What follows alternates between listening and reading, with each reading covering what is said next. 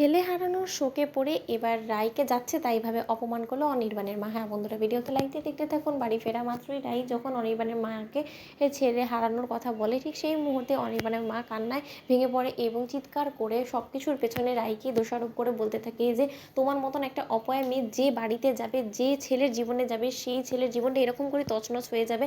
আমার ছেলেটার কপালটাই খারাপ ছিল, নয়তো বারবার করে একটা মানুষ এতবার নিজেকে কি করে একটা ভুলের দিকে ঠেলে দিতে পারে। তোমার মধ্যে এমন কি পেয়েছিল আমার ছেলে যে শুধুমাত্র তোমাকেই দিন রাত এরকম করে ভালোবেসে গিয়েছে? লাস্টে গিয়ে কি পেলো আমার ছেলেটা?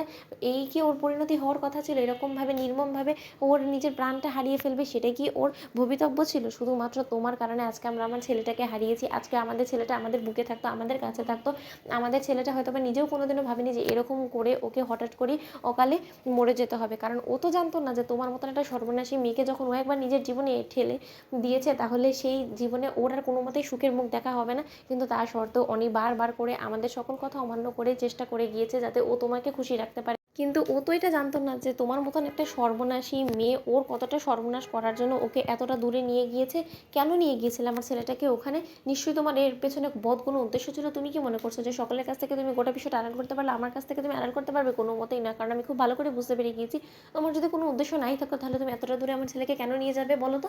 আর তার থেকে বড় কথা, আমি সকলকে সাক্ষী রেখে আমি একটা কথা বলে দিচ্ছি, আপনারা সকলে কান খুলে শুনে রাখুন। একবার শুধু আমি আমার ছেলেকে শেষ বিদায়টা দিয়ে নিই, তারপরে ওর বিরুদ্ধে যত কিছু করার সব কিছু আমি করব। আমার ছেলের মৃত্যুর পেছনে যে ওই একমাত্র দায়ী, সেটা আমি হাড়ে হাড়ে সকলকে প্রমাণ করে দিব। আর তার থেকে বড় কথা, তোমার যে আমি কি অবস্থা করবো রাই, তুমি সেটা ভাবতেও পারছো না। আমার ছেলেকে আজকে আমরা খোয়াতে হয়েছে শুধুমাত্র তোমার জন্য। তোমার মতন একটা সর্বনাশী মেয়ে আজকে আমাদেরকে নিঃসন্তান করে ছেড়ে দিল। কারণ তোমার আমাদের উপরে যথেষ্ট পরিমাণে রাগ এবং ক্ষোভ ছিল, তাই না? তুমি তো এটাই চেয়েছিলে যাতে আমরা কোনো না কোনোভাবে তোমার কাছে সারেন্ডার করি। যেই তুমি দেখলে যে না, আমরা কোনো মতেই তোমার হাতে ধরা দিতে রাজি না, সেই মুহূর্তে তুমি আমাদের উপরে প্রতিশোধ নেওয়ার জন্য আমাদের ছেলেটাকে আমাদের কাছ থেকে কেড়ে নিলে।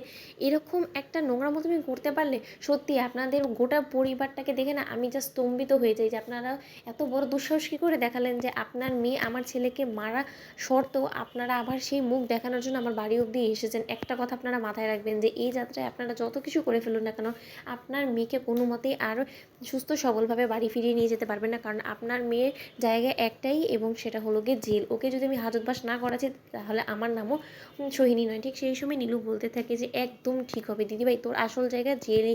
কারণ তুই যা কিছু করেছিস তারপরে তো আর তোকে কোনো মতেই আমাদের সঙ্গে বাড়ি ফিরিয়ে নিয়ে যাওয়া যায় না। আর তার থেকে বড় কথা, এতে আমারও প্রতিশোধ নেওয়াটা পূরণ হয়ে যাবে। কারণ আমি তো মনে প্রাণে এটাই চাই যে তোকে যাতে আন্টি কোনো না কোনোভাবে শাস্তির একটা ব্যবস্থা করে দেয়। কারণ আমি অনেক চেষ্টা করে যখন তোর ক্ষতি করতে পারিনি, এবার না হয় হোক। তো বন্ধুরা, লাইক কমেন্ট শেয়ার করে সাবস্ক্রাইব করতে ভুলো না।